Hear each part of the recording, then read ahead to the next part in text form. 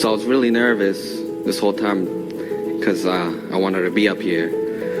And it wasn't until I relaxed just now that you finally got You lighted right up. You lighted right up. Yeah. But then it hit me like, wow, I'm here and I'm nervous again. Now you've now you've disappeared.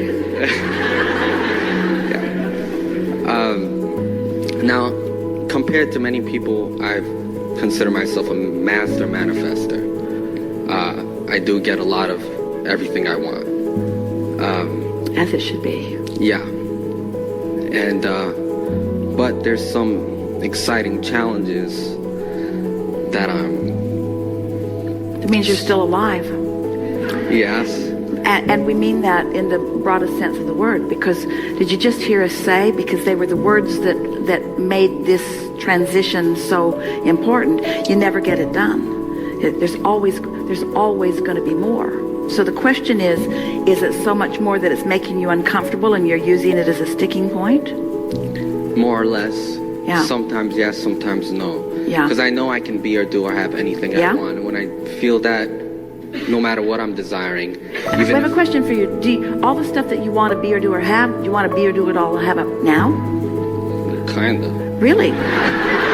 Really, because that's a lot. Well, It'd be a lot to focus on, and sometimes too many things to focus on all at the same time keeps you from being able to get the specifics of the detail and the deliciousness from it. So don't you want to say, I just want as much good stuff as I can stand? Yeah. In any moment in time, as I can comprehend, as I can take in, as I can be receptive of. I just want to tune to it. Yeah, and that. We have to tell you a brief story. We've told it before. Hold your place because we want to hear everything you want to say. Esther was basking at beautiful things around her swimming pool. More beautiful than she could even hardly stand. Rapturous. The tree, the statues, the pool, the water. So beautiful. It was hard to stand. And then she got really smart in her brain and said, Abraham, I think I found a flaw in your philosophy.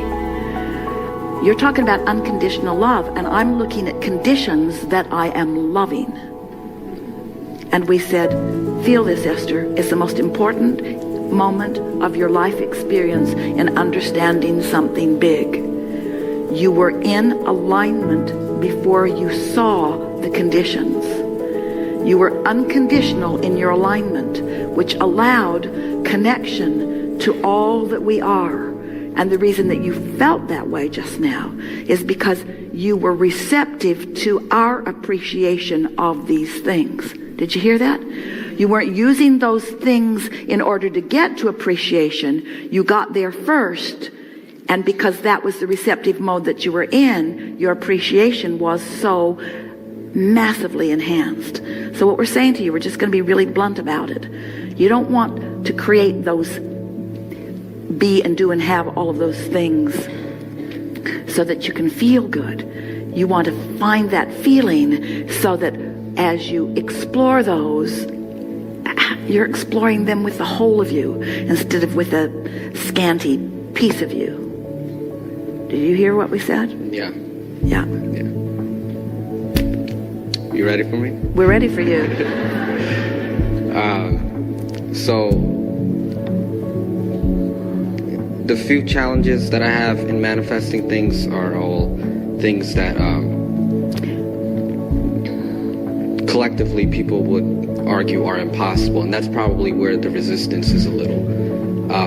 But I'll pose... Instead of a challenge, call it an invitation. An invitation. Okay. Let's make the word challenge that word forevermore. It's an invitation for expansion. And it is, yeah. Everybody doesn't get those invitations. Sometimes big invitations come to those who are ready for it. So I'll pose the one that's got the least resistance. So if I can solve one, I can solve all of them. And that is of height. So somewhere in my vortex, I'm about 5 inches taller. Now you said you know where my expansion is, and you know the path of least resistance to it.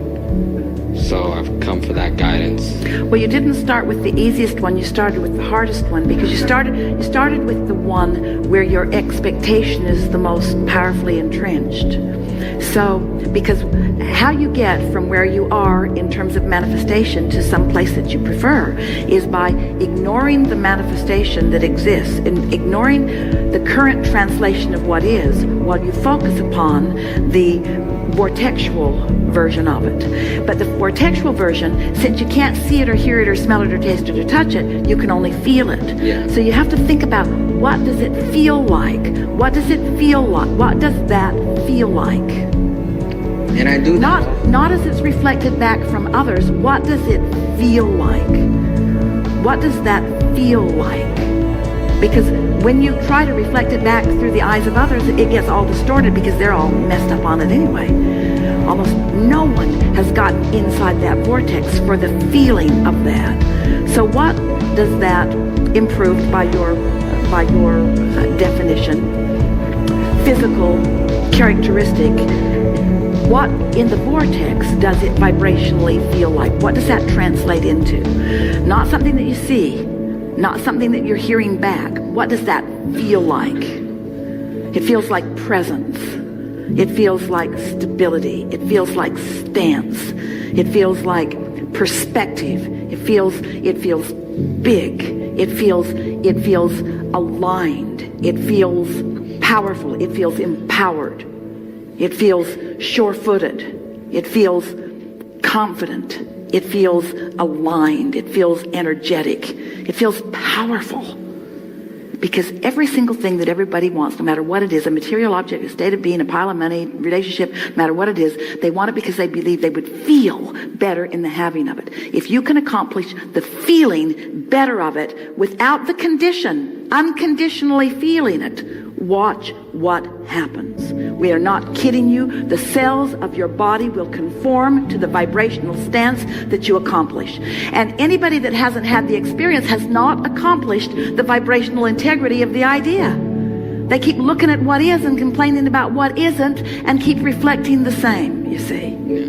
Now we know there's so much that you could say. Oh, well, what about them? I'm sure, Abraham, that big, tall basketball player did not sit in his room and contemplate his vortexual beingness. I'm just sure of that. Well, you're not sure.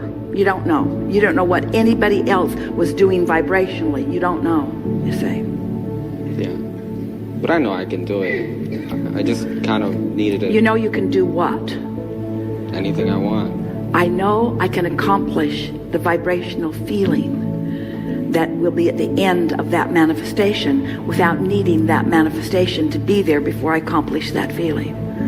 That's the key to everything that you want, you see. Sometimes people hear this and they think that what we're saying to them is, okay, just put up with things as they are. Tolerate. We're not talking about toleration, we're talking about allowing. Tolerate what you don't want, and if you tolerate long enough, then you'll get to where you want to be. And people worry that we're just trying to get you to be accepting of what is. That is not what this message is. We are not trying to get you to be accepting of what is. We are not trying to get you to be accepting of current reality. We are wanting to assist you in creating the reality of your choice. And there are no exceptions. When you said, I can be or do or have anything that I choose, it's just a matter of identifying it and then finding what? Vibrational alignment. And being where? Receptive.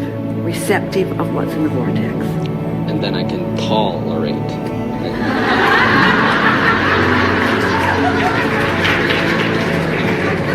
That's good. That's really good. Oh, speaking of your wit and humor. That was yours. Well, how? Which is ours. Okay, so we're really good together. We are. To be wittier, you just feel it. You know what it mostly is timing. And timing is about receptivity.